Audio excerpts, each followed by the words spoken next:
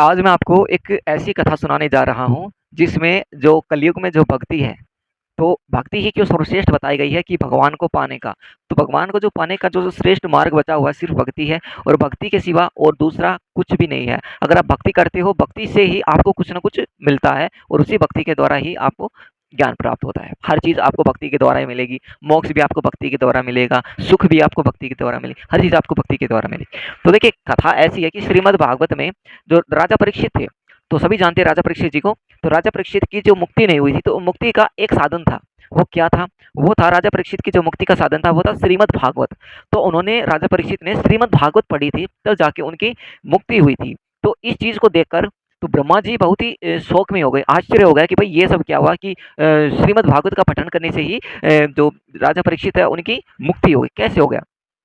क्योंकि उन्होंने जो सतयुग में सत्यलोक में तराजू लिया। तो एक तराजू में क्या किया राजा परीक्षित परीक्षित जी को तोल दिया और दूसरे में बहुत से सारे साधन जो कि हम वजन के हिसाब से बोलते हैं जिसको, तो अलग अलग वजन के हिसाब से वो तोल दिया। जितना राजा परीक्षित जी का वजन भी नहीं था, उससे काफी गुना वहां पे तोल दिया। लेकिन जो पलड़ा भारी पड़ा, वो किसका भारी पड़ा? वो पलड़ा भारी पड़ा राजा परीक्षित जी का। क्यों? क्योंकि उन्होंने श्रीमद् भागवत का पठन किया हुआ था, जिससे कि उनकी मुक्ति हुई थी। तो यह सभी देखकर जो ऋषि हैं वो अचंभित हो गए कि ये कैसे हो गया भाई। ठीक है, फिर उन्होंने क्या किया कि कलयुग में इस भगवतपुर भागवत शास्त्र को पढ़ने सुनने से तत्काल मोक्ष देने का ये निश्चय किया। ठीक है, तो सभी को पता लग गया कि अब जो यहाँ पे कुछ भी है तो श्रीमद् भागवत का पठन करने से ही सभी की मुक्ति होगी, मोक्ष भी इन्हीं से ही मिलेगा। तो सभी ऋषियों ने ये सब निश्चित किया और सभी जगह ये बातें फैला दी। अब जो कि सप्ताह विधि से जो श्रवण करते हैं, मतलब पढ़ते हैं सप्ताह विधि से श्रीमद् भागवत को, तो पूर्व काल में इसे दयापरायण सनकादि देवर्षि नारद को सुनाया था। पहले क्या किया था इसने, किसे किसे सुनाया था? देवर्षि ने ये सुनाया था, दयापरायण सनकादि देवर्षि नारद को सुनाया था। अब देवर्षि ने अपने ब्रह्मा जी के मुख से इसे श्रवण कर लिया था। देवर्षि ने क्या किया? ब्रह्मा जी के मुख से इसे सुना था और फिर सप्ताह श्रवण की विधि तो उन्होंने सनकादि ही बताई थी। तो ये फायदा है यहाँ पे कि सप्ताह में श्रीमद् भागवत का जो भागवत का कथा हम घर पर पढ़ते हैं या कथा सुनने जाते हैं, उससे बहुत ज़्यादा फल मिलता है, बहुत ज़्यादा लाभ मिलता है। ठीक है? अब देखिए ये जो सोनक जी जो ऋषि थे, तो उन्होंने पूछा कि सांसारिक प्रपंच से मुक्त एवं वितरणशील नारद जी का सनकादि ने साथ संयोग कहाँ पे हुआ और उस विधि विधान के श्रवण में उनकी प्रीति कैसे हुई? श्रवण होता है पाठ करना, किसी चीज का पाठ करना। जैसे कि हम भागवत के बारे में बता रहे हैं, तो भागवत का पाठ करना। ठीक है, तो यहाँ पर सूर्य जी कह रहे हैं कि अब सोनक जी कह रहे हैं कि सांसारिक प्रपंच में मुक्त एवं वितरणशील नारद जी का सनकादि के साथ संयोग कहाँ हुआ? ठीक, सनकादि जी के साथ संयोग कहाँ हुआ? तो आप मुझे बताइए, जो भी विधि विधान है तो उस हिसाब से आप हमें बताइए। तो सूत जी ने कहा कि अब मैं तुम्हारे भक्ति पूर्ण कथानक सुनाता हूँ। ठीक है, श्री सुखदेव जी ने मुझे अनन्य शिष्य जानकर एकांत में बैठा के मेरे को कथा सुनाई श्रीमद् भागवत। एक दिन विशालापुरी में चारों निर्मल ऋषि सत्संग के लिए आए थे, तो वहां उन्होंने नारद जी को देखा। अब सनकादि ने पूछा, ब्राह्मण आपका मुख उदास क्यों हो रहा है? यानी कि आप बेचैन दुखी क्यों हो इतने? तो आप चिंतातुर कैसे हो? तो इतना जल्दी जल्दी से आप कहाँ पे जा रहे हो? कहाँ पे जा रहे हो आप? आपका यहाँ पर आना कैसे हुआ? इस समय तो आप इस पुरुष के समान व्याकुल जान पड़ते हो, जैसे कि आपका जो चेहरा है सभी आपको बता रहा है।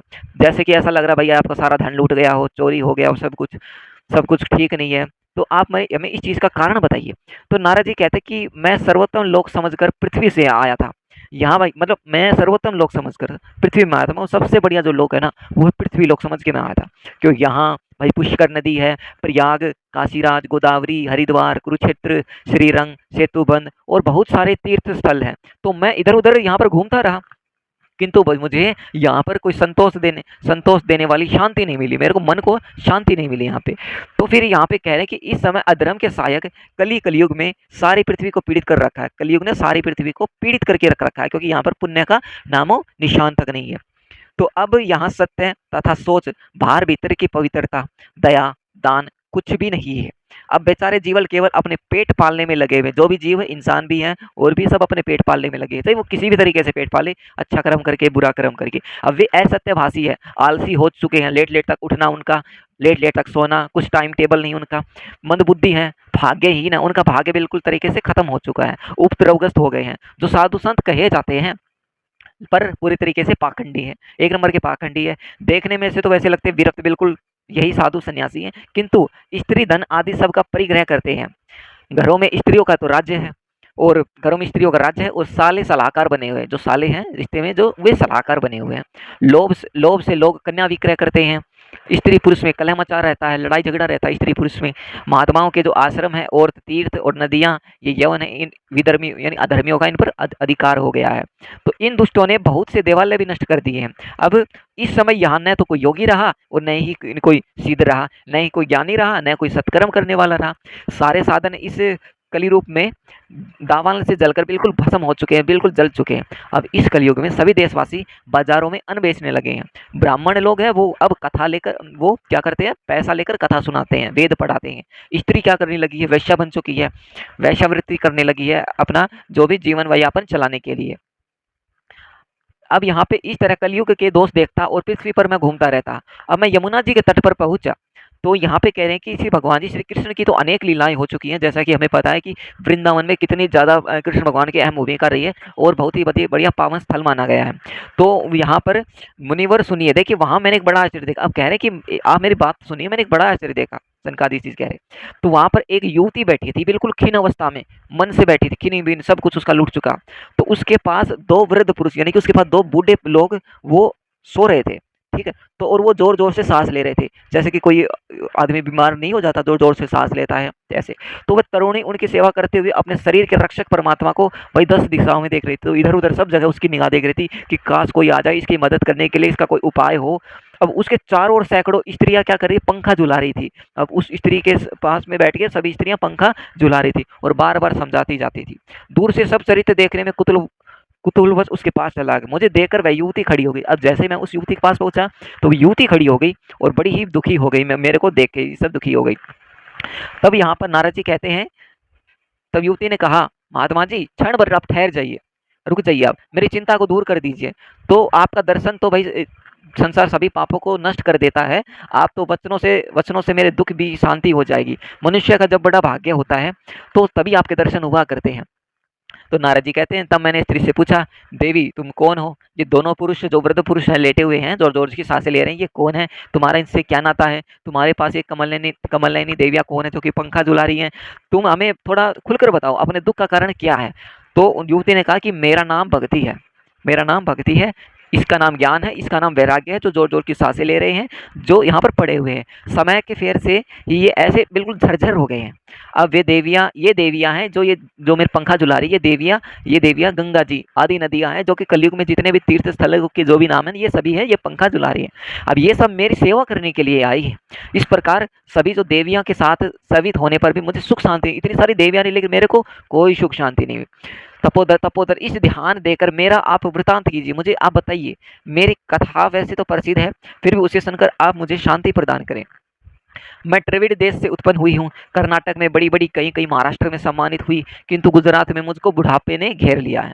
ये अवस्था रहने के कारण मैं अपने पुत्रों के साथ दुर्बल और निस्तेज हो गई हूँ। अब जब से मैं वृंदावन आई हूँ तब से पुण्य परम सुंदरी और स्वरूपवती नवयुवती हो गई हूँ। जब से वृंदावन आ गई तब तो मैं जवान हो गई हूँ, किंतु सामने पड़े हुए ये दोनों मेरे पुत्र हैं, ये बिल्कुल थक चुके हैं, ये दुखी हो रहे हैं, परेशान हो रहे हैं अंदर से। अब यह स्थान छोड़कर मैं और कहाँ जाऊँ, आप बताइए। तो ये दोनों बूढ़े हो गए, इससे मैं दुखी हूँ। तो मैं तरुणी क्यों ना, मेरे पुत्र बूढ़े क्यों? अब हम तीनों साथ साथ रहने वाले, फिर भी यह मतलब उल्टापन क्यों, विपरीत क्यों है ये कि माता बूढ़ी है और पुत्र तरुण। अब इसमें यह बताया जा रहा है कि भाई जो माँ है, माँ तो पूरी तरीके से जवान है, लेकिन जो उसके पुत्र हैं, जो ज्ञान वैराग्य उसके पुत्र बताए गए थे, तो वो यहाँ पर बूढ़े हैं, वो सांस ले रहे हैं, वो बिल्कुल दुखी हैं। जब वह वृंदावन आई तो वो उनको उस युवती को लगा मैं पूरी तरीके से जवान हो गई हूँ, लेकिन इनका जो बुढ़ापा ये शुरू हो गया है, ये यहाँ पे इस कथा में बताया गया है। अब आगे इसमें कहते हैं कि इसी से मैं आश्चर्यचकित चित्त से इस अवस्था पर शोक करती रहती हूँ, मैं परेशान होती। आप परम बुद्धिमान हो, योग निधि हो, मेरे को कारण समझाइए। नारद जी कहते हैं, साध्वी मैं अपनी हृदय में ज्ञान दृष्टि से तुम्हारे संपूर्ण दुख का कारण देखता हूँ, तुम्हें विषाद नहीं करूंगा, मतलब तुम्हें यहाँ पर वो नहीं करूंगा कि श्री हरि ही तुम्हारा कल्याण करेंगे। एकमात्र पालन करता भगवान श्री हरि हैं जो कि तुम्हारा पालन करेंगे। अब सूत जी कहते हैं, मुनिवर नारद जी ने तो एक क्षण में उसका कारण जानकर कहा। नारद जी ने कहा, देवी सावधान होकर सुनो, यह दारुण कलयुग है और इसी समय में सदाचार, योग मार्ग और तप सब कुछ एकदम लुप्त हो गए, गायब हो चुके हैं। लोग शठता और दुष्कर्म में लगकर अधासुर बन रहे हैं। संसार में जहां देखो वहीं पर ही आप क्या देखो, सत्पुरुष दुख से मलन है, जो भी सत्पुरुष दिखते हैं सभी दुखों का शिकार है। दुष्ट सुखी हो रहा है और जो सुखी है दुष्ट सुखी हो रहा है, जो सुखी है वो दुखी हो रहा है। और इस समय बुद्धिमान पुरुष का धैर्य बना रहे वही बड़ा ज्ञानी या पंडित है। तो पृथ्वी जो है प्रतिवर्ष शेष जी के भार रूप होती जा रही है। पृथ्वी जी शेषनाग के रूप से बहुत ही बोझ मरती जा रही है। अब यह छूने योग्य तो क्या देखने योग्य भी नहीं रह गई है, ये यहाँ पर बताया गया है। अब इसमें कहीं मंगल ही दिखाई नहीं देता है कि किसी पुत्रों के साथ तुम्हारा दर्शन भी नहीं होता, विषय अनुराग के कारण अंधे हो गए हैं, जीवों से उपेक्षित होकर तुम जर्जर हो रही हो, वृंदावन के सहयोग से तुम फिर नवीन या तरुण हो गई हो, वृंदावन में आई तो तुम जवान हो गई हो। लेकिन यह वृंदावन धाम बिल्कुल धन्य है। क्यों? क्योंकि जहाँ भक्ति सर्वत्र नृत्य कर, यहाँ भक्ति नास्तिक है। परंतु तुम्हारे इन दोनों पुत्रों का यहाँ पे कोई ग्राहक नहीं है, इसीलिए इनका बुढ़ापा नहीं छूट रहा, कोई बुढ़ापा ही नहीं छूट रहा है इनका तो, क्योंकि यहाँ इनको कुछ आत्म सुख ही प्राप्ति नहीं हो रही है। ये बिल्कुल एकदम ऐसे लग रहे जैसे सोते से जान पड़ते हो। यो एक पर दो वो कर दिए, खोल दिए। हाँ, सही है, सही है। भक्ति ने अब भक्ति कह रहे कि राजा परीक्षित ने इस पापी कलयुग में क्यों रहने दिया, कि परीक्षित को कह रहे हैं कि भाई भाई कलयुग को क्यों रहने दिया राजा परीक्षित ने, इसके आते ही जो सब वस्तुओं का सार है न जाना कहाँ कहाँ चला गया। करुणा में श्री हरि से यह अधर्म कैसे देखा था, भगवान श्री विष्णु से यह अधर्म कैसे देखा गया होगा। तो मेरा ये संदेह दूर कीजिए, आपके वचनों से मुझे बड़ी ही शांति मिलती है। अब ये यहाँ पर भक्ति कह रहे हैं प्रभु श्री नारद जी, जो कि भगवान श्री विष्णु जी के भक्त हैं। अब नारद जी कहते हैं अगर आपने मेरे से सवाल ही किया पूछा यह तो सुनो कल्याणी प्रेम से, मैं तुम्हें सब बताऊंगा, तुम्हारा सब दुख दूर कर दूंगा। जिस दिन भगवान श्री कृष्ण इस बुलों को छोड़कर परम धाम को पधार गए थे, उसी दिन से संपूर्ण साधनों में बाधा डालने के लिए, रुकावट डालने के लिए कलयुग आ गया था। अब दिग्विजय के समय राजा परीक्षित की दृष्टि पड़ने पर कलयुग दीन के समान बिल्कुल गरीब हो गया था, तो उसकी शरण में आ गया था।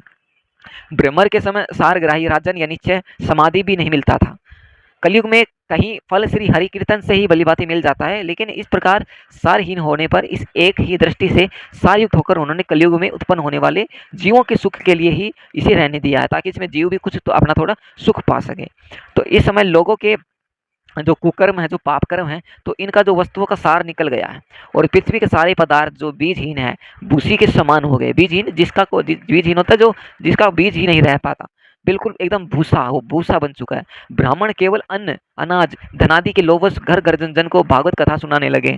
जो ब्राह्मण लोग हैं सिर्फ पैसों के लिए कथा सुनाने लगे। अगर कोई कथा कर रहे हैं ब्राह्मण लोग तो उनको दक्षिणा चाहिए। अगर आप सपोज कीजिए, अगर आप कहीं आपने गाड़ी ली है और अगर आप मंदिर में जा रहे हो, तो अगर आपके पास 500 हजार कुछ भी बनता है तो आप दक्षिणा करते हो। लेकिन लेकिन यहाँ पर वो जरूर कहते हैं कि देखो इतनी इतनी लाखों की गाड़ी ली, 10-12 लाख की आपने गाड़ी ले ली और सिर्फ 500 हजार देकर ही आप पंडित जी को ये इतना दे रहे हो। अब ये बहुत ही अलग ही बात है। तो इसमें भागवत में कहा गया है कि ब्राह्मण लोग जो कथा है वो भी पैसों के लिए ही सुनाते हैं, अन्न है वो भी पैसों के लिए करते हैं सब कुछ।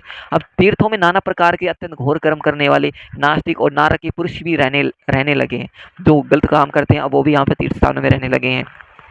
जिनका चित्त है वह निरंतर काम क्रोध लोभ महान लोभ तृष्णा इनमें तपता रहता है। वे तपस्या का ढोंग करने में लगे, सब अपनी तपस्या का ढोंग करने, सब पैसे जुटाने में लगे पड़े हैं।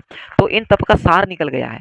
मन पर काबू न होने के कारण तथा लोभ दम पाखंड का आश्रय लेने के कारण शास्त्र का अभ्यास न करने से ध्यान योग का जो फल है वो बिल्कुल मिट चुका है, ध्यान नहीं हो पाता है। अब पंडितों की तो यह दशा हो चुकी है कि वे अपने स्त्रियों के साथ पशु की तरह रमण करते हैं, जैसे कि पशु के साथ सो रहे हो, पशु के साथ सब कुछ कर रहे हो, तो स्त्रियों के साथ ऐसे करते हैं पंडित जी। उनमें संतान पैदा करने की कुशलता पाई जाती है, मुक्ति साधन में वे सर्वथा अकुशल है। अब पंडित जी को तो मुक्ति साधन होना चाहिए, लेकिन पंडित जी खुद मुक्ति साधन में योग्य नहीं है। तो समय अनुसार जो वैष्णवता थी वो कहीं भी नहीं दिखती, जिसे हम कहते हैं जो वैष्णव है, वैष्णव उनको कहते हैं जो भगवान श्री कृष्ण के अधीन है, भगवान श्री कृष्ण के भक्त हैं, बिल्कुल शुद्ध शाकाहारी साप्ताहिक, तो उसने वैष्णव कहा जाता है। तो इस प्रकार जगह जगह जो सभी सार वस्तुएं हैं वो लुप्त हो चुकी है, बिल्कुल खत्म सी हो चुकी है इस कलयुग में। अब यह तो इस युग का स्वभाव ही है, इसमें किसी का भी कोई दोष नहीं है। इसी से पुंडरीकाक्ष भगवान बहुत समीप रहते हुए भी यह सब सह रहे। भगवान श्री विष्णु सब यहीं पर है, लेकिन ये सभी जो पाप हम करते हैं ये पाप वो भी सह रहे हैं कि धरती कितने ज़्यादा पापों से बोझा मर गई है, कितनी ज़्यादा बोझ मर गई। तो जो सूत जी ऋषि है वो कहते हैं सोनक जी से कि इस प्रकार देवर्षि जो नारद के जो वचन सुनकर भक्ति को बड़ा ही आश्चर्य हुआ, तो उन्होंने जो कहा कुछ कहा, अब उसे आप सुनिए। अब भक्ति ने कहा देवर्षि आप तो धन्य हो, बड़ा सौभाग्य है जो आपका समागम या आना हुआ। संसार में साधुओं का दर्शन और सिद्धियों का परम परम कारण है। आपका केवल एक बार का उपदेश धारण करके क्युदमुकार प्रहलाद ने माया माया पर विजय प्राप्त कर ली थी। ध्रुव ने ही आपसे कृपा से ही द्रुपद प्राप्त कर लिया था। आप सर्व मंगलमय हो और साक्षात श्री ब्रह्मा जी के भी पुत्र हो, तो मैं आपको दोनों हाथ जोड़कर नमस्कार करती हूँ। ये यहाँ पर भक्ति का कहना था, नारद जी के प्रति ये सब कहना था। अब यहाँ पे नारद जी ने कहा, तुम व्यर्थ ही अपने आप को खेद में डाल रही हो, अरे तुम इसकी चिंता मत करो, ठीक है। भगवान श्री कृष्ण के चरण कमलों में चिंतन करो, उनके चरण कमलों में ध्यान करो, उनकी कृपा से तुम्हारा सारा दुख दूर हो जाएगा। जिन्होंने कौरवों के अत्याचार से द्रौपदी की रक्षा कर ली थी और गोप सुंदरियों को सनाथ किया था, वे श्री कृष्ण कहीं थोड़े चले गए, वो यहीं पर ही है। फिर तुम तो भक्ति हो और सदा उनके प्राणों से भी अधिक प्यारी हो। तुम्हारे बुलाने पर भगवान नीचों के घरों में भी चले जाते हैं, ठीक है। भगवान नीचों के घरे मतलब जो जिसे हम कहते हैं शूद्र जाति, उनके घरों में भी चले जाते हैं, ठीक है। सत्य, त्रेता युग, द्वापर युग, तीनों युग में ज्ञान और वैराग्य मुक्ति के साधन थे। जो सत्य था, द्वापर था और त्रेता युग था, मुक्ति के साधन थे, मुक्ति के साधन थे ज्ञान और वैराग्य, ठीक है। लेकिन कलयुग में सिर्फ तुम ही बची हो, सिर्फ भक्ति ही एक ऐसा साधन है जिससे कि मुक्ति पाई जा सकती है, मोक्ष मिल सकता है, ठीक है। क्योंकि कलयुग में तो केवल भक्ति ही ब्रह्म सूर्य मोक्ष की प्राप्ति कराने वाली। ये सोचकर परमानंद चित्त मूर्ति ज्ञान स्वरूप श्री हरि ने अपने सत स्वरूप में तुमने ए रचा, तुम साक्षात श्री कृष्ण चंद्र की प्रिया और परम सुंदरी हो। एक बार जब तुमने हाथ जोड़कर पूछा कि प्रभु मैं क्या करूं, तब भगवान ने तुम्हें यही आज्ञा दी थी कि मेरे भक्तों का पालन पोषण करो। तुम्हें भगवान की यह आज्ञा स्वीकार कर ली थी। अब इससे तुम पर श्री हरि भगवान विष्णु भगवान बहुत ही ज्यादा प्रसन्न है। तुम्हारी सेवा करने के लिए मुक्ति को दासी के रूप में दे दिया और इस ज्ञान वैराग्य को पुत्र को रूप में, और तुमने साक्षात स्वरूप में श्री वैकुंठ धाम भक्तों का पोषण करती हो। भूलोक में तुमने अपनी पुष्टि के लिए छाया रूप है वो धारण किया हुआ है। तो यहाँ पर ये विष्णु भगवान ने जो जो किया भक्ति को कहा था। तब तुम मुक्ति ज्ञान और वैराग्य को साथ लिए पृथ्वी तल पर आई हो और सतयुग से द्वापर बड़े आनंद से रही हो। सतयुग में और द्वापर युग में तुम बड़े ही आनंद से रही हो। कलयुग में तुम्हारी दासी मुक्ति है, पाखंड रूप रोग से पीड़ित होकर छीन होने लगी थी। यानी कि कलयुग में जो तुम्हारी दासी मुक्ति है, ये पाखंड से रोगों से पीड़ित होकर बिल्कुल खत्म होने लगी थी। इसीलिए वह तो तुरंत ही तुम्हारी आज्ञा से वैकुंठ लोक को चली गई। इस लोक में भी तुम्हारे स्मरण याद करने से ही वह आती है और फिर चली जाती है। अब जैसे कि आप देखते हो, आप जैसे भगवान का ऐसे ध्यान करते हो तो भगवान का ध्यान आता है तो कितना अच्छा लगता है, बहुत अच्छा लगता है, बहुत अच्छा लगता है। और जैसे आप आंख खोलते हो फिर भी वही मायावी जाल, फिर वही लोग, वही रिश्ते नाते, वही छल कपट, वही पैसा, वही लूटमार। तो ये ऐसा ही यहाँ पे चलता है। किंतु ज्ञान और वैराग्य को तुमने पुत्र मानकर अपने पास ही रखा छोड़ा है। फिर भी कलयुग में उनकी अपेक्षा होने के कारण तुम्हारे ये पुत्र उत्साहीन और वृद्ध हो गए, मतलब बूढ़े हो चुके हैं। फिर भी तुम चिंता ना करो, मैं इनके नवजीवन का उपाय सोचता हूँ। सुमुखी, कली के समान कोई भी युग नहीं है, मतलब जैसा कलयुग है, कलयुग के बराबर में बिल्कुल एग्जैक्ट लेवल में कोई दूसरा युग नहीं है। इस युग में तुम्हारे घर घर में प्रत्येक पुरुष में हृदय में स्थापित कर दूंगा। कह रहे हैं कि भगवान विष्णु, मैं तुम्हारे जितने भी जो कलयुग में जितने भी घर हैं, घर में प्रत्येक जो आदमी है, पुरुष है, कोई भी जीव है, मैं तुम्हारे दिल में उस भक्ति को रख दूंगा, स्थापित कर दूंगा। देखो, अन्य सब धर्मों को दबाकर और भक्ति विषय महोत्सवों को आगे रखकर यदि मैंने लोक में तुम्हारा प्रचार न किया तो मैं हरि का दास नहीं हूँ। अब इस कलयुग में जो जीव तुमसे युक्त होंगे, वे पापी होने पर भी बेखटके भगवान श्री कृष्ण के अभय धाम को प्राप्त होंगे। जिनके हृदय में निरंतर प्रेम रूपनी भक्ति निवास करती है, वे साधुवंत, वे शुद्धांत कारण पुरुष स्वप्न में यमराज को भी नहीं देखते। जिनके हृदय में भक्ति महारानी का निवास है, उन्हें प्रेत हो गया, पिशाच, राक्षस, दैत्य, ये सभी स्पर्श करने से वे समर्थ नहीं हो सकते। अब यहाँ पे बातें बताई गई है। अब यहाँ पे कह रहे हैं कि तप, वेदाध्ययन, ज्ञान, कर्म और आदि किसी भी साधन से भगवान वश में नहीं किए जा सकते। कभी तुम सोचो भाई, यहाँ पे ये सोचो कि भाई मुझे ज्ञान, मैं ज्ञानी हूँ, मैं अपने कर्म को इतना प्रबल कर लूंगा, मैं साधना कर लूंगा कि मैं भगवान को अपने वश में कर सकूँ। नहीं कर सकते, क्योंकि इसमें श्री गोपीजन प्रमाण है। मनुष्यों का सहस्त्रों जन्मों के पुण्य प्रताप से भक्ति में अनुराग होता है। कलयुग में केवल भक्ति ही और केवल भक्ति ही एक ऐसा साधन है। भक्ति तो साक्षात श्री कृष्ण चंद्र सामने से उपस्थित हो जाते हैं। अगर आपने भक्ति कर रहे हो भगवान की, तो भगवान खुद आ जाएंगे आपकी भक्ति सुनने, क्योंकि आप उनका नाम ले रहे हो, सुमरन कर रहे हो, उनको याद कर रहे हो। जो लोग भक्ति से द्रोह करते हैं, मतलब भक्ति में विश्वास नहीं करते, वो तीनों लोकों में दुख पाते हैं, उनको दुख के सिवा और कुछ नहीं मिलता। पूर्व काल में भक्त का तिरस्कार करने वाले जो दुर्वासा ऋषि थे, उनको बड़ा ही कष्ट भोगना पड़ा था। बस व्रत, तीर्थ, योग, यज्ञ, ज्ञान चर्चा आदि बहुत सी साधना की कोई आवश्यकता नहीं है, एकमात्र भक्ति मुक्ति देने वाली। अब मैं आपको बताता हूँ, जो लोग व्रत करते हैं, तीर्थ में जाते हैं, योग करते हैं, यज्ञ करते हैं, ज्ञान चर्चा करते हैं, ज्ञानी है, अपना कर्म इतना प्रबल कर लेते हैं, तो उन्हें इन साधनों की कोई आवश्यकता नहीं, सिर्फ भक्ति ही एक ऐसा ऐसा बताया गया, मुक्ति का साधन बताया गया। तो सूत जी कहते हैं इस प्रकार नारद जी के निर्णय किए हुए अपने महात्मा को सुनकर भक्ति के सारे जो अंग हैं वो पुष्ट हो गए और उनसे कहने लगी। भक्ति ने कहा, नारद जी आप तो धन्य हो, आपने मुझ में निश्चल प्रीति है, मैं सदा आपके हृदय में निवास करूंगी, कभी आपको छोड़कर नहीं जाऊंगी। साधो आप बड़े कृपालु हो, आपके क्षण भर में मेरा सारा दुख है वो भाई बिल्कुल दूर कर दिया, किंतु मेरे पुत्रों में चेतना नहीं आई है। मेरे में तो आपने इतनी ज्यादा ऊर्जा भर दी, लेकिन मेरे पुत्रों में चेतना नहीं आई है। अब इन्हीं के लिए मैं बैठी हूँ, अब आप इन्हें शीघ्र ही सचेत कर दीजिए और जगा दीजिए। अब सूत जी कहते हैं, भक्ति के ये वचन सुनकर नारद जी को बड़ी ही दया आई और उन्हें उन्हें हाथ से हिलाया डुलाया, जगाने लगे। फिर उनके कान के पास जाकर मुंह लगाकर जोर से कहा, ओ ज्ञान जल्दी जग पड़ो, ओ वैराग्य जल्दी जग पड़ो। फिर उन्होंने वेद ध्वनि, वेदांत घोष और बार बार गीता का पाठ किया, गीता का पाठ करके उन्हें जगाया और वे जैसे तैसे बहुत जोर जोर लगाकर उठे, किंतु आलस्य के कारण वे दोनों जम्बाई ना लेते, मतलब कुछ भी असर दिन का भर भी उनमें असर नहीं हुआ। नेत्र उखाड़ कर देख देख भी नहीं सके, नेत्र भी नहीं खोल सके अपने वो, किंतु आलस्य के कारण वे दोनों जम्बाई लेते रहे बस। अब जैसे ही जम्बाई होता है, जैसे कि हम बिस्तर पर लेटते हैं ना, और हम बस हमें को जगाने की कोशिश करता है, लेकिन हम वैसे ऐसे ऐसे रहते हैं। फिर यहाँ पे ये हुआ कि जो नेत्र उखाड़ कर देख भी ना सके। अब उनमें बाल बगुलों की तरह सफ़ेद, उनके जो बाल है बुगलों की तरह बिल्कुल सफ़ेद हो गए, जैसे कि एक बुढ़े व्यक्ति के हो जाते हैं। उनके जो अंग हैं वो बिल्कुल सूखे काठ के समान निश्चित कठोर हो, उनके जो अंग है काठ की लकड़ी है, इस तरीके से उनके अंग हो गए। अब उनमें जो उनके अंग प्राय सूखे काठ के समान हो गए, कठोर हो गए। इस प्रकार भूख प्यास के मारे अत्यंत कमजोर हो गए। सोते देख नारद जी को बड़ी चिंता हुई। अब वो सोचने लगे कि अब मुझे क्या करना है। नारद जी विचार करने लगे, अब यार अब मेरे को क्या करना चाहिए, क्योंकि इन पे तो कुछ भी असर नहीं हो रहा है, कि जो कि मैंने यहाँ पर गीता का पाठ किया, वेदांत कोश मैंने पढ़ाई, ठीक है। अब इनकी जो वृद्धावस्था बुढ़ापापन मैं दूर कैसे करूँ। अब सोनक जी इस प्रकार चिंता करते करते भगवान का स्मरण करने लगे। अब उसी समय आकाशवाणी हुई, हे मुने खेद मत करो। आकाशवाणी होती थी, अब तो नहीं होती, लेकिन उस समय सत्ययुग द्वापर त्रेता में आकाशवाणी होती थी, ठीक है। तो वो आकाशवाणी हुई, देवर्षि इसके लिए तुम्हें एक सत्कर्म करो, वह कर्म तुम्हें संत शिरोमणि महानुभाव बताएंगे। कौन से ऋषि मुनि बताएंगे, संत शिरोमणि ऋषि मुनि बताएंगे।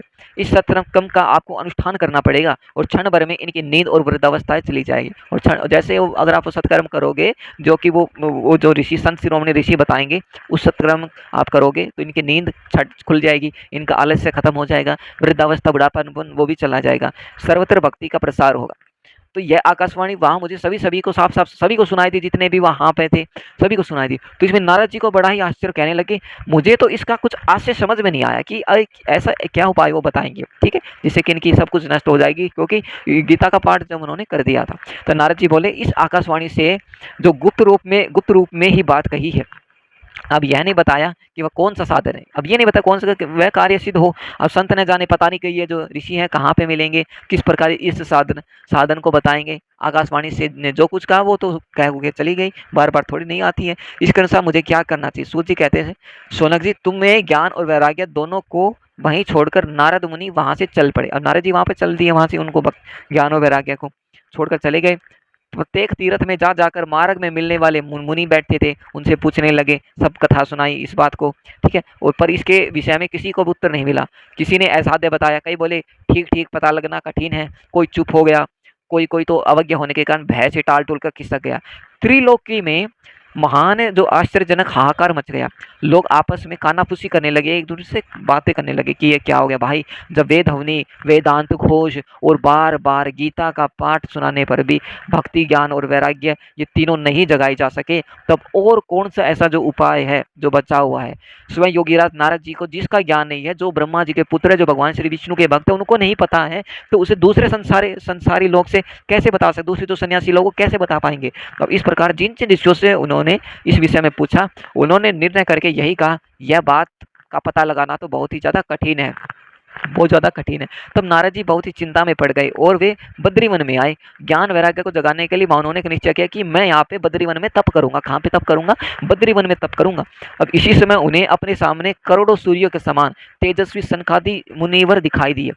अब उन्हें देखकर यह मुनि श्रेष्ठ कहने लगे, एक बात मैं आपको बताता हूँ, जो आजकल के जो ऋषि मुनि हैं उनमें इतना तप तेज नहीं होगा, लेकिन पहले के जो ऋषि मुनि थे उनमें इतना तप तेज होता था कि उनको देखकर ही पता लग जाता था कि ये कितने बड़े बड़े पहचान ऋषि हैं, संत ऋषि हैं। तो नारद जी ने कहा, महात्माओं, इस समय बड़े ही भाग्य से मेरा आप लोगों के साथ समागम हुआ है, आना हुआ है, और आप मुझ पर कृपा करके एक साधन बताओ। बोलो क्या? आप सभी लोग बड़े योगी और बुद्धि और विद्वान हो, आप देखने में 5-5 वर्ष के बालक से जान पड़ते हो, किंतु मैं पूर्वजों के भी पूर्वज, आप लोग सदा वैकुंठ धाम में निवास करते हो, निरंतर हरि कीर्तन में तत्पर रहते हो, भगवत लीला अमृत का रसावदन कर सदा उसी में उन्मत्त रहते हो, और एकमात्र भगवत कथा ही आपके जो जीवन जीने का ही आधार है। हरि शरणम, भगवान ही हमारे रक्षक हैं। यह वाक्य मंत्र सर्वदा आपके मुख में रहता है, बच्चों के मुख में यही बात रहती है, क्या? हरि शरणम, यानी कि भगवान ही हमारे रक्षक है, भगवान ही हमारे रक्षक हैं, ठीक है। और यहाँ पे पूर्व काल में जो आपके भ्रूभंग मात्र से भगवान श्री विष्णु के जो द्वारपाल थे, जो जय और विजय, तुरंत पृथ्वी पर गिर गए थे, फिर आपकी कृपा से वे तुरंत वैकुंठ लोक में पहुंचे। धन्य है, इस समय आपका दर्शन बड़े सौभाग्य से ही हुआ। मैं बहुत गरीब हूँ, आप लोग स्वभाव से बड़े ही दयालु कृपालु हो, इसी से इसलिए मुझ पर आपको अवश्य कृपा करनी चाहिए। तो यहाँ पर जो नारद जी हैं ये यहाँ पर गए हैं, ठीक है। आप बताइए कि आकाशवाणी जिसके विषय में कहा है वह कौन सा साधन है और मुझे किस प्रकार यहाँ पे उनका अनुष्ठान करना चाहिए, आपका इसका विस्तार पूर्वक वर्णन कीजिए। अब भक्ति ज्ञान और वैराग्य को किस प्रकार सुख मिल सकता है, किस तरह तरह की इनकी प्रेम पूर्वक सब वर्णों में प्रतिष्ठा की जा सकती है। सनकादि कह रहे हैं, देवर्षि आप चिंता ना करो, मन में प्रसन्न हो, उनमें उद्धार का एक सरल उपाय पहले से ही विद्यमान। नारद जी आप धन्य हैं, आप विरक्तों के शिरोमणि हैं, श्री कृष्ण दासों के शाश्वत उत्पत्ति प्रदर्शक भक्ति योग के भास्कर हैं। आप भक्ति के लिए जो उद्योग कर रहे हो, मतलब इतना कुछ भक्ति के लिए कर रहे, नहीं तो कौन आजकल कौन करता है। वैसे आप कलयुग में देख लो, आजकल कोई बैठने के लिए ट्रेन में सीट नहीं देता, तो नारद जी तो देखो इतना कुछ कर रहे हैं, तो धन्य है ऐसे प्रभु श्री नारद जी को। तो आश्चर्य की जो ये बात नहीं समझनी चाहिए। देखिए भगवान के भक्ति के लिए तो भक्त स्थापना करना सदा उचित ही है। ऋषियों ने संसार में अनेकों मार्ग प्रकट किए हैं, किंतु वे सभी कष्ट साध्य हैं और परिणाम पर स्वर्ग की प्राप्ति कराने वाले। अभी तक भगवान की जो प्राप्ति है कराने वाला मार्ग तो गुप्त ही रहा है, जो भगवान की प्राप्ति का मार्ग गुप्त रहा, उसका उपदेश करने वाला पुरुष प्राय भाग्य से ही मिलता है। अब आपको आकाशवाणी जिस प्रकार सत्कर्म का संकेत दिया है उसे हम बतलाते हैं, और आप प्रश्न और बिल्कुल ध्यानपूर्वक सुनना। सुनो, ठीक है, बताइए। तो नारद जी कहते हैं, ट्रव यज्ञ, तपो यज्ञ और योग यज्ञ और स्वाध्याय रूप ज्ञान यज्ञ, ये सब तो स्वर्ग आदि की प्राप्ति कराने वाले कर्म की ओर संकेत करते हैं। अब पंडितों ने ज्ञान यज्ञ को सत्कर्म और मुक्तिदायक कर्म का सूचक माना। अब श्रीमद् भागवत का जो पारायण है, जिसका गान शुकादि महानुभावों ने किया, उसके शब्द सुनने से ही भक्ति ज्ञान वैराग्य को बड़ा बल मिला। अब इससे ज्ञान वैराग्य को कष्ट मिट जाएगा और भक्ति को आनंद मिलेगा। सिंह की गर्जना सुनकर जैसे भेड़िए भाग जाते हैं, किसकी? सिंह, शेर की जो गर्जना, सिंह की जो धाड़ सुनकर भेड़िए भाग जाते हैं, उसी प्रकार श्रीमद् भागवत महापुराण की ध्वनि से जो कलयुग के जो सारे दोष है सारे भाग जाते हैं। और यही एकमात्र उपाय बताया है कि श्रीमद् भागवत महापुराण का पाठ अगर आप करते हो, सारे दोष आपके भाग जाएंगे, ज्ञान और वैराग्य जग जाएंगे। देखिए कलयुग में एक चीज तो मान्य है, भक्ति। भगवान श्री विष्णु भगवान ने क्या किया? भक्ति को सभी मनुष्य के हृदय में लगा दिया। अब ये मनुष्य का कर्तव्य बनता है कि उस हृदय में से भक्ति को जगाए, और जैसे वो जगाएगा तो उसे श्रीमद् भागवत का अनुसरण होगा। और जब भगवान विष्णु भगवान श्रीमद् भागवत का उसको अनुसरण कराएंगे, उनको छवि दिखाएंगे, जब वो श्रीमद् भागवत का अनुसरण करेगा, उनको पढ़ेगा, उस पाठ को करेगा, सप्ताह का पाठ करेगा, तो उसके ज्ञान और वैराग्य जग जाएंगे। वो मनुष्य ज्ञानी हो जाएगा, उसको अच्छे और बुरे कर्मों का पता लग जाएगा, मेरे को क्या अच्छा कर्म करना है, मेरे को क्या बुरा कर्म करना है। इससे ही उसकी मुक्ति का साधन है। और भागवत करेगा तो पाप नहीं होगा, पाप नहीं करेगा तो मुक्ति होगी, मुक्ति मोक्ष मिल जाएगा, और प्रभु के श्री हरि चरणों में वो चला जाएगा। तो ये यहाँ पर एक उपाय बताया था। बोलो श्री भगवान विष्णु नारायण भगवान कल की राम की जय हो। अब तब प्रेम से प्रभावित करने वाली भक्ति ज्ञान और वैराग्य को साथ लेकर प्रत्येक घर और व्यक्ति के हृदय में क्रीड़ा करेगी। अब नारद जी ने कहा, मैंने वेद वेदांत की ध्वनि और गीता पाठ किया, उन्हें बहुत जगह है, किंतु फिर भी भक्ति ज्ञान वैराग्य तीनों नहीं जगे। ऐसी स्थिति में श्रीमद् भागवत सुनाने से वे कैसे जगेंगे? अब एक प्रश्न नारद जी के मन में था, इतना तो मैंने यहाँ गीता पढ़ा दी, मैंने वेदांत श्लोक पढ़ा दिए, वेद पढ़ा दिए, पर वो नहीं जगे, तो श्रीमद् भागवत से क्या वो जग जाएंगे? तो क्योंकि इस कथा के प्रत्येक श्लोक और प्रत्येक पद में श्री वेदों का ही तो सारांश है। अब नारद जी कह रहे हैं कि इनके इस कथा के श्लोक में और प्रत्येक वेदांत में वेदों का ही सारांश है। आप लोग शरणागत वत्सल है, तो आपका दर्शन कभी व्यर्थ नहीं होता, ठीक है। इसलिए मेरा ये संदेह दूर कीजिए।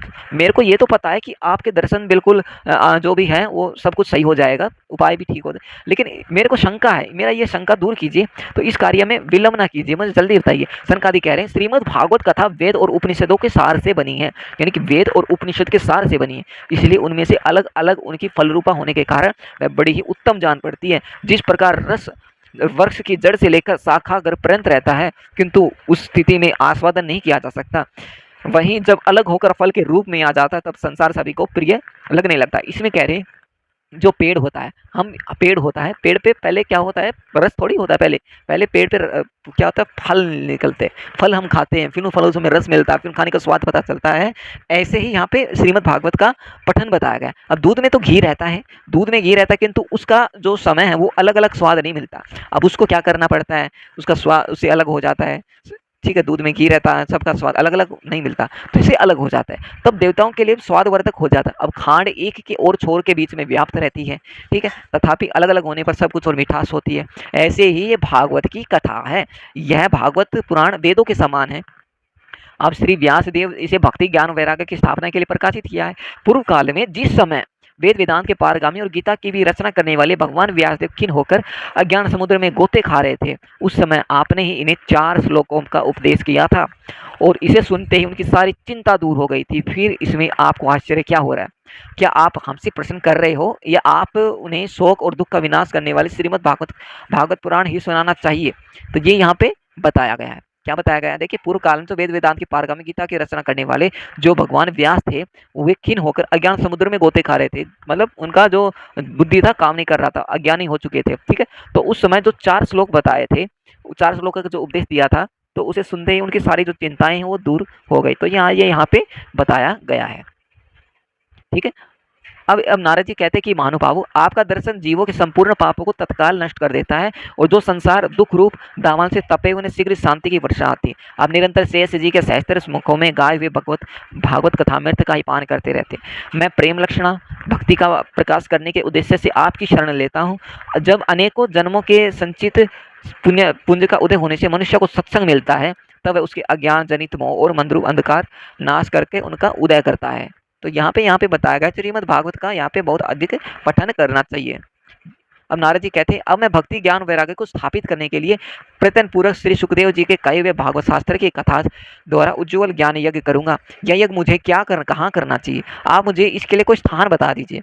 आप लोग वेद के पारागामी, इसलिए मुझे इस सुख शास्त्र की महिमा सुनाइए। यह भी बताइए श्रीमद् भागवत कथा कितने दिनों में सुननी चाहिए। अब ध्यान से सुनना कि श्रीमद् भागवत कथा कितने दिनों में सुननी चाहिए, और उससे सुनने की जो विधि है वो क्या है। सनकादि बोले, नारद जी आप बड़े विनीत और विवेकी हो, सुनिए अब हम आपको ये सारी बता दें। हरिद्वार के पास एक आनंद नाम का एक घाट है, तो वहाँ अनेकों ऋषि रहते हैं, देवता और सिद्ध लोग भी उनका सेवन करते हैं। भांति भांति के अलग प्रकार के वृक्ष रहते हैं, लताओं के कारण वे बड़ा ही सघन और शुभल है। अब वहाँ बड़ी बड़ी कोमल नवीन जो बालू है, बालू रेत है, वो बिछा हुआ है। वह घाट पूरा ही सुरम्य और एकांत प्रदेश, बिल्कुल एकांत प्रदेश। वहाँ हर समय सुनहले कमलों की सुगंध आया करती है। अब उसके आसपास जो रहने वाले जो शेर हैं, हाथी हैं, ठीक है, विरोधी जीवों के चित्त में भी वैरभाव नहीं है। अब वहाँ आप बिना किसी विशेष प्रयत्न के ज्ञान यज्ञ आरंभ कर दीजिए। अब ज़्यादा वो विलंब मत कीजिएगा। अब उस स्थान पर कथा पूर्व का रस का उदय होगा। अब भक्ति भी अपनी आंखों के सामने निर्बल और जराजीर्ण अवस्था में पड़े हुए ज्ञान और वैराग्य को साथ लेकर वहाँ आ जाएगी। क्योंकि जहाँ भी श्रीमद् भागवत की कथा होती है, वहाँ ये भक्ति आदि अपने आप पहुँच जाती है। ये कानों में कथा के शब्द पढ़ने से या तीनों तरुण हो जाएंगे। अब आप ये श्रीमद् भागवत कथा सुन रहे हो, तो ये नहीं कि भक्ति का कोई एड्रेस या कुछ अलग लोकेशन है, तो उस लोकेशन पहले हमें जाना पड़ेगा, फिर उसको वहाँ से निमंत्रण कार्ड देना पड़ेगा, फिर वो हमारे पास चल के आएगी। नहीं, आप जहाँ कहीं पर भी बैठे हो, ऑफिस में बैठे हो, घर पर बैठे हो, बाहर इधर उधर धरती लोक में कहीं पर भी बैठे, अगर आपने श्रीमद् भागवत का पठन किया तो भक्ति आएगी, ज्ञान आएगा, वैराग्य आएगा, सब जगह अपने आप यहाँ पर आ जाएगी। ठीक है, तो ये यहाँ पर बताया गया है। अब इसमें कहा गया है कि यहाँ पे देखो, इसमें बताया है कि सूत जी कहते हैं, इस प्रकार कहकर नारद जी सात सनकादि भी श्रीमद् भागवत कथा का पान करने के तुरंत गंगा तट पर चले गए। अब जिस समय वे तट पर पहुंचे, तो अब ध्यान से सुनना, भूलोक, देवलोक और ब्रह्मलोक, तीनों लोक सभी जगह इस कथा का हिल्ला हो गया। अब तीनों लोगों में हल्ला होगा, भाई श्रीमद् भागवत का पठन हो रहा है भाई, आनंद नाम का घाट है हरिद्वार के पास। सब कहने लगे। अब जो भगवत कथा के रसिक विष्णु भक्त थे, वे सभी श्रीमद् भागवत मृत का पान करने के लिए भाई भीड़ लगा दी, सबसे आगे दौड़ कर आने लगे। भृगु, वशिष्ठ, च्यवन, गौतम, मेधातिथि, देवल, देवरात, परशुराम, विश्वामित्र, साकल, मार्कंडे ऋषि, दत्तात्रेय, पीपलवाद, योगेश्वर, व्यास और पराशर, छायासुख, जाजली और जहू आदि सभी प्रधान मुनिगण अपने अपने पुत्र इस पुत्र, शिष्य, स्त्रियां बड़े प्रेम से आ गए, पूरे घर परिवार को लेकर आ गए। उनकी सेवा वेद, वेदांत, उपनिषद, मंत्र, तंत्र, सत्रे, पुराण, छह शास्त्र मूर्तिमान होकर वहां उपस्थित हुए। तो जितने तीनों लोगों में जब ये सुना कि भाई भागवत की कथा होने वाली है, तो भाई सभी दौड़ दौड़ कर आगे आ गए, सभी अपने परिवार को लेकर आ गए, कोई भी ऋषि पीछे नहीं रहा। एक से बढ़कर एक महासंत जो कि परम ज्ञानी थे वो आ गए, क्योंकि सभी को अपना मोक्ष करवाना था। तो यहाँ पर गंगा आदि नदियां, पुष्कर, गंगा भी आ गई, गंगा नदियां, पुष्कर, सरोवर, कुरुक्षेत्र, समक्षेत्र, सारी दिशाएं, दंडक आदि वन, हिमालय आदि पर्वत, देव, गंधर्व, दानव आदि को सभी कथा सुनने चले आए। अब जो जो लोग अपने गौरव के कारण नहीं आए, मतलब जो लोग अपने घमंड के कारण आए, महर्षि भृगु उन्हें समझा बुझाकर उनकी उनकी जो ज्योति है, दिमाग की जो बत्ती है, उनको खोल खोल कर समझाने लगे। तब कथा सुनने के लिए दीक्षित होकर श्री कृष्ण पुराण सनकादि नारद जी दिए हुए श्रेष्ठ आसन पर विराजमान हो। उस समय सभी श्रोताओं ने उनकी वंदना की, जो भी यहाँ पर सुनने वाले थे तो उनकी वंदना को, उनको प्रणाम किया, उनको नमस्कार किया। अब श्रोताओं में जो वैष्णव थे, जो कि विरक्त सन्यासी और ब्रह्मचारी लोग आगे बैठे, और उन सबके आगे नारद जी विराजमान हुए। तो ये श्रीमद् भागवत की ये यहाँ पर है चर्चा, इतनी ज्यादा है, बहुत ज्यादा अधिक चर्चा है यहाँ पे। अब एक और ऋषिगण, एक और देवता, एक और वेद और उपनिषद दद्दी और एक और तीर्थ बैठे और दूसरी ओर स्त्रियां बैठी। इस समय सब लोग जय जयकार करने लगे, नमस्कार करने लगे, शंखों का शब्द होने, शंख बजाने लग गए और अबीर, गुलाल, खेल, फूलों की खूब वर्षा होने लगी, ऊपर से खूब वर्षा होने लगी। कोई कोई देवश्रेष्ठ तो विमानों पर चढ़ चढ़ कर आ गए, कहीं बैठे हुए लोगों पर कल्प वृक्ष के पुष्पों की वर्षा होने लगी। अब सूत जी कहते हैं कि इस प्रकार पूजा समाप्त होने पर भी जब लोग एकाग्रचित हो गए, तब सनकादिक ऋषि महात्मा नारद जी को श्रीमद् भागवत महात्म्य स्पष्ट करके सुनाने लगे। तब ये लगा कि हाँ भाई सब आए, तब कथा सुनाने। सनकादि ने कहा, अब हम आपको उस भागवत महाशास्त्र की महिमा सुनाते हैं, इसके श्रवण मात्र से मुक्ति हाथ लग जाती है। जो मुक्ति वो हाथ लग जाती है सिर्फ भागवत महाशास्त्र की महिमा से। श्रीमद् भागवत की कथा का सदा सर्वदा सेवन आस्वादन करना चाहिए। इसके श्रवण मात्र से श्री हरि भगवान विष्णु हृदय में विराज जाते हैं। अब हम कथा सुन रहे हैं, आप कथा सुन रहे हैं, मैं आपको कथा सुना रहा हूँ, तो भगवान जो हरि विष्णु हृदय में विराजमान हो जाते हैं। इस ग्रंथ में 18,000 तो श्लोक बताए गए हैं, 12 सकंद बताए गए हैं, तथा श्री सुखदेव और राजा परीक्षित का संवाद है, उनके बारे में बातचीत है।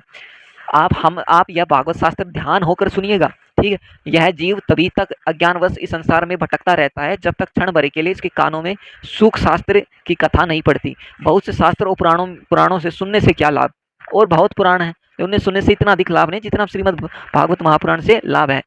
इसमें तो व्यर्थ का भ्रम बढ़ता है। मुक्ति देने के लिए शास्त्र पुराण सुनने से क्या लाभ है, इससे तो व्यर्थ का भ्रम बढ़ता है। मुक्ति देने के लिए एकमात्र भागवत शास्त्र ही गरज रहा है और दूसरा कोई नहीं गरज रहा है।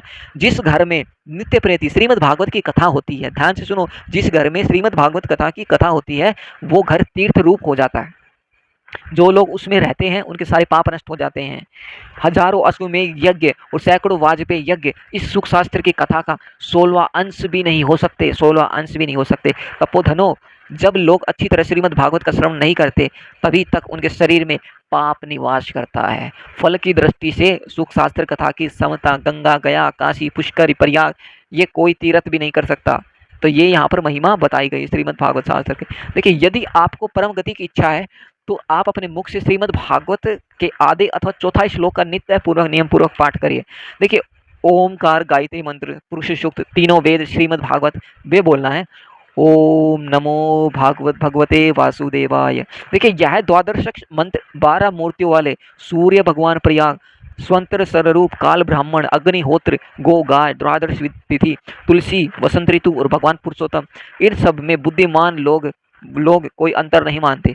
जो पुरुष अहर्षि अर्थ सहित श्रीमद् भागवत शास्त्र का पाठ करता है उससे करोड़ों जन्मों का जो पाप है वो भी नष्ट हो जाते हैं, इसमें कोई संदेह नहीं है।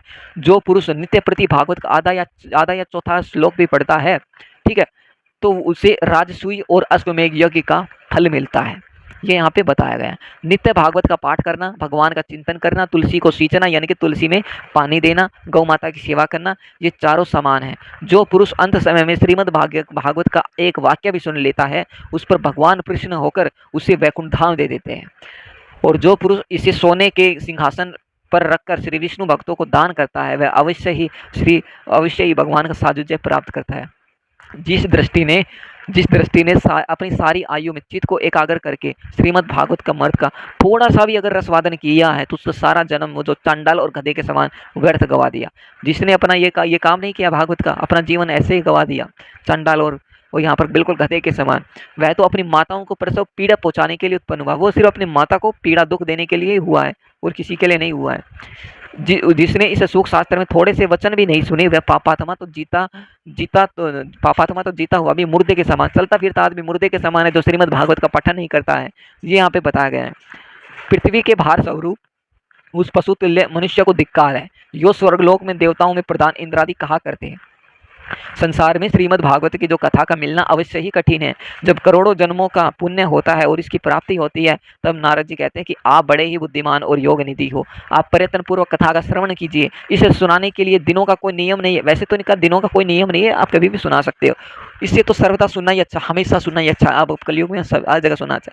इससे सत्य भाषण और ब्रह्मचार्य पालन पूर्व सर्वथा ही सुनना श्रेष्ठ माना गया है। ठीक है, किंतु कलयुग में ऐसा होना कठिन, कहते हैं इसमें सत्य भाषण और ब्रह्मचारी लोग का ज़्यादा श्रेष्ठ माना गया है, पर कलयुग में ऐसा संभव नहीं है। कोई ब्रह्मचारी लोग तो बहुत 1% के बराबर होंगे। ठीक है, और सत्य झूठ फूट वाले बहुत मिल जाएंगे, सत्य वचन वाले नहीं मिलेंगे, जैसे कि राजा हरिश्चंद्र थे। किंतु कलयुग में तो कठिन है। अब सुखदेव जी ने कहा कि जो विशेष विधि बताई, अब उसे देखो। देखिए, कलयुग में बहुत दिनों तक जो चित्त की वृत्तियों को वश में रखना और नियमों में बंधे रहना और किसी पुण्य कार्य के लिए दीक्षित रहना तो कठिन है।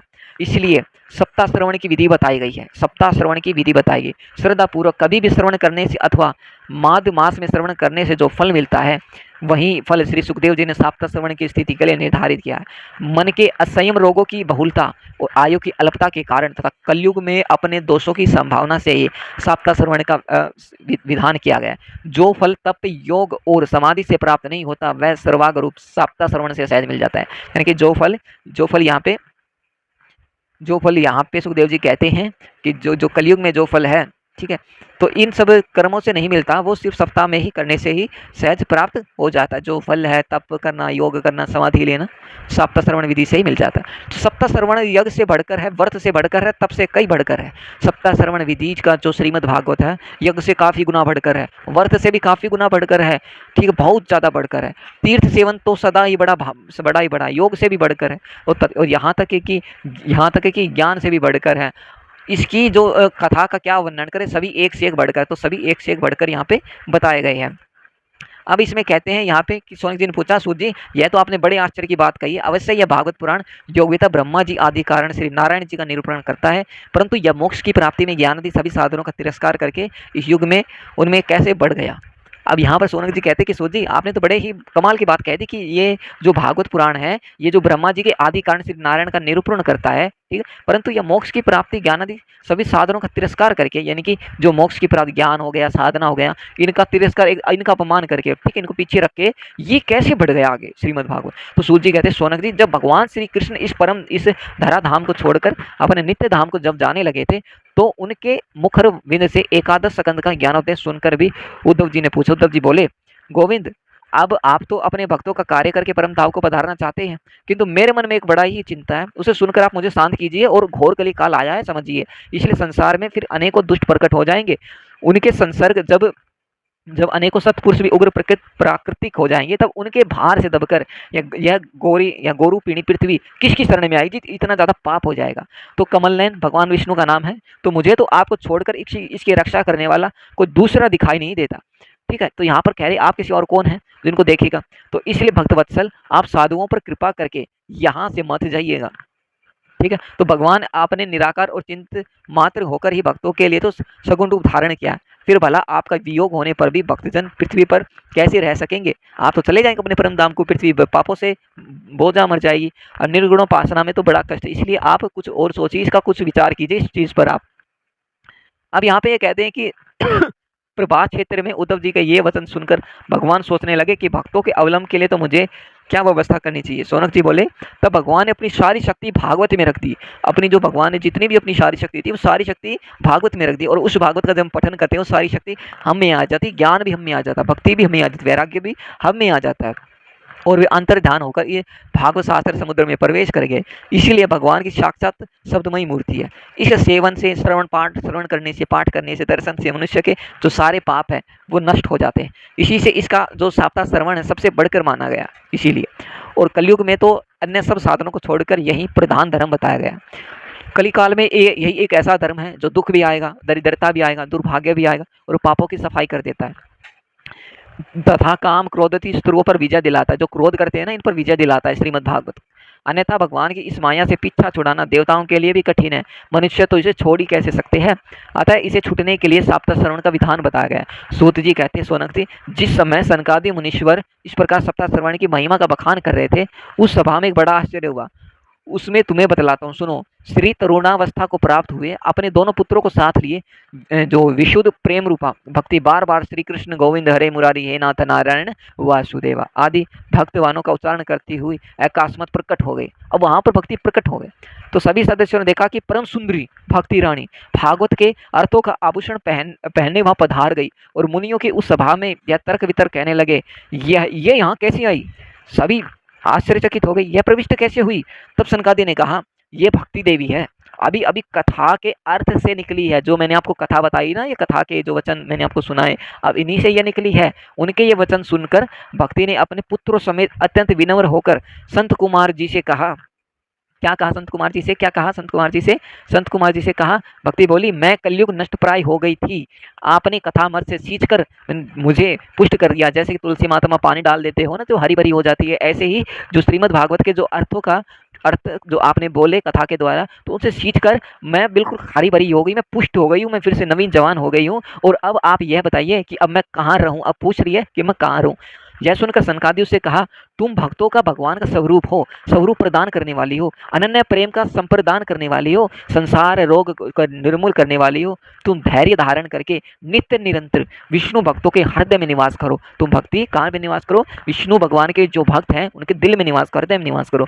ये कलयुग के दोष भले ही सारे संसार पर अपना प्रभाव डाले, किंतु वहां तुम पर इनकी दृष्टि भी नहीं पड़ सकेगी। इस प्रकार उनकी आज्ञा पाते भक्ति तुरंत श्रीमद् भागवत के हृदय में जा पहुंची। अब जिनके हृदय में एकमात्र श्री हरि भक्ति ही निवास करती है, वे त्रिलोकियों में अत्यंत निर्धन होने पर भी परम धन्य है, क्योंकि इस भक्ति की डोरी से बांधकर तो साक्षात भगवान श्री विष्णु भी अपना परम धाम छोड़कर हृदय में आकर बस जाते हैं। भूलोक में यह भागवत साक्षात परम ब्रह्मा का विग्रह है। अब हम इसकी महिमा कहाँ तक वर्णन करें, इसकी महिमा कहीं तक भी खत्म नहीं होती। इसका आश्रय लेकर इसे सुनाने से तो, और सुनने और सुनाने वाले दोनों को इस भगवान श्री कृष्ण की क्षमता प्राप्त हो जाती है। अतः इसे छोड़कर अन्य धर्मों से हमें क्या प्रयोजन है। अब इसमें यहाँ पे ये बता, सूत जी कहते हैं, मुनिवर उस समय अपने भक्तों के लिए चित्त में अलौकिक भक्ति का जो प्रादुर्भाव है वह देख भक्तवत्सल भगवान अपना धाम छोड़कर वहां पधार गए। उनके गले में वनमाला शोभा पा रही थी, वनमाला बहुत सुंदर वनमाला। उनके जो श्री अंग है सज्जल जलधर के समान श्याम वर्ण थे, बिल्कुल बहुत ही प्यारे लग रहे थे। उस पर मनोहर पीताम्बर सुशोभित था, कटी प्रदेश करधन की लड़ियों से सुसज्जित था। सर पर मुकुट थे, मुकुट की लटक और कानों में जो कुंडल है वो छलकते रहते थे।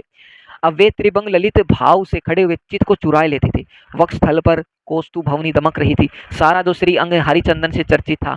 उस रूप की शोभा अब क्या कहें, उसने तो मानो करोड़ों कामदेवों की रूप माधुरी छीन ही ली थी। वे परमानंद चिंत मूर्ति मधुराति मधुर मुरलीधर ऐसी अनुपम छवि से अपने भक्तों के निर्मल चित्रों में आविर्भूत हो गए। अब भगवान के जो नित्य लोग हैं निवासी हैं, लीला परिकर उदुभादि वहां गुप्त रूप से उसकी कथा को सुनने के लिए वहां आए हुए थे। अब प्रभु के प्रकट होते ही चारों ओर जय हो जय हो जय हो के नारे लगाने लगे, की ध्वनि होने लगी। अब उस समय भक्ति सर का अद्भुत प्रभाव चला, बार बार अबीर गुलाल और पुष्पों की वर्षा और शंख ध्वनि होने लगी। उस सभा में जो लोग बैठे हैं वे अपने देह गेह और आत्मा की भी कोई सुधि न रही। अब उनकी ऐसी तन्मयता देखकर नारद जी कहने लगे, मुनिवर गण, आज सप्ताह श्रवण की मैंने ये बड़ी ही अलौकिक महिमा देखी। यहाँ तो जो बड़े बड़े मूर्ख हैं ना, जो बड़े बड़े मूर्ख हैं, जो दुष्ट हैं, जो पशु हैं, जो पक्षी हैं, वे सभी अत्यंत निष्पाप हो गए, उन पर अब कोई पाप का वो नहीं है। अतः इसी से संदेह नहीं है कि कलिकाल में श्री चित्त की शुद्धि के लिए इस भागवत कथा के समान मृत्यु लोक में पाप पुंज का नाश करने वाला दूसरा कोई पवित्र साधन नहीं है। मुनिवर आप लोग बड़े ही कृपालु हैं, आपने संसार के कल्याण के लिए विचार करके यह बिल्कुल निराला ही मार्ग निकाला है। आपकी कृपया करके यह तो बताइए कि कथारूप सप्तयज्ञ के द्वारा संसार में कौन-कौन लोग पवित्र हो जाते हैं? सप्तायज्ञ जो ये करते हैं तो कौन-कौन लोग पवित्र हो जाते हैं? अब यहाँ ये पूछा गया। अब सनकादिक कहते हैं जो लोग सदा तरह-तरह के पाप किया करते हैं, निरंतर दुराचार में तत्पर रहते हैं, उल्टे मार्गों में चलते हैं, क्रोध में जलते रहते हैं और कामपरायण स्त्रियों में बस करते रहते हैं, वे सभी इस कलयुग में साप्ता यज्ञ से पवित्र हो जाते हैं। जो सत्य से च्युत, माता पिता की निंदा करने वाले, तृष्णा के मारे व्याकुल, आश्रम धर्म से रहित, दम्भी, दूसरों की उन्नति देखकर जलने वाले, दूसरों को दुख देने वाले, वे सभी कलयुग में सप्ता यज्ञ से पवित्र हो जाते हैं। जो मदिरा पान करते हैं, जो ब्रह्म हत्या करते हैं, जो स्वर्ण की चोरी करते हैं, गुरु स्त्री गमन करते हैं और विश्वासघात करते हैं, ये 5 ऐसे महापाप बताए गए हैं। और छलपरायण, क्रूर, पिशाचों के समान निर्दयी और ब्राह्मणों के धन से पुष्ट होने पर व्याभिचारी हैं, वे भी कलयुग में साप्ताह यज्ञ से पवित्र हो जाते हैं। जो दुष्ट हैं, आग्रह पूर्वक सर्वदा मन, वाणी या शरीर से पाप करते रहते हैं, जिन जो मन में किसी को गंदा बोलना, शरीर से किसी का शरीर भाव करना, जबरदस्ती किसी का शरीर भाव करना, तो ये सभी भी जो भी करते हैं, ये पाप करते हैं, धन का पाप करते हैं, तो ये सब मलिन है, मन है, दुष्ट हृदय वाले हैं, वे भी कलयुग में साप्ताह यज्ञ विधि से पवित्र हो जा। नारद जी कहते हैं कि ये यहाँ पर बहुत ही अच्छी बात बताई गई है। ठीक है, तो ये यहाँ पर जो सप्ताह यज्ञ इस प्रकार जो जैसे जैसे वहाँ पे सुना, तो सप्ताह यज्ञ जो हमने आज जो कथा कही, जो श्रीमद् भागवत महापुराण की एक छोटी सी कथा थी ये, और इस कथा में हमने जाना कि जो कलयुग में जो भक्ति है, ज्ञान और वैराग्य, इनके जो पुत्र थे, जैसे ही श्रीमद् भागवत का जो पठन हुआ, इनके बारे में चर्चा हुई, थोड़े ही अर्थों में जो भक्ति बिल्कुल नवीन हो गई, जवान हो गई, बिल्कुल नवीन और तरोताजा हो गई। उनके जो ज्ञान और वैराग्य पुत्र तुरंत जवान हो गए, उठकर खड़े हो गए और बहुत ही ज़्यादा प्रकाश हुआ। स्वयं भगवान श्री विष्णु जी वहाँ पर आ गए, अपने धाम को छोड़कर धरती पर आ गए सिर्फ कथा सुनने के लिए। तो ये कथा का एक विशेष महत्व है। कितने कितने ना जाने कितने कितने पाप बताए गए हैं। उन पापों के बारे में वर्णन करें तो भी कम है, इतने ज़्यादा पाप बताए गए हैं। लोग तरह तरह के पाप कर्म करते हैं कलयुग में। चोरी करना, लूटना, पीटना, बलात्कार करना, स्त्री गमन करना, गुरु स्त्री गमन करना, विश्वासघात करना, किसी को धोखा देना, और ना जाने कितने ही पाप बताए गए हैं। मारना, काटना, पीटना, ये सभी पराई स्त्री को देखना, पराई स्त्री पर मारना, बहुत कुछ बताया गया। तो श्रीमद् भागवत शास्त्र का अगर आप सप्ताह विधि पठन करते हो और उनके नियमों पर चलते हो, तो आपके सारे जो पाप नष्ट हो जाते हैं। भगवान श्री विष्णु खुद आकर कथा सुनते हैं, अपनी कथा सुनते हैं, भक्तों को आशीर्वाद देते हैं।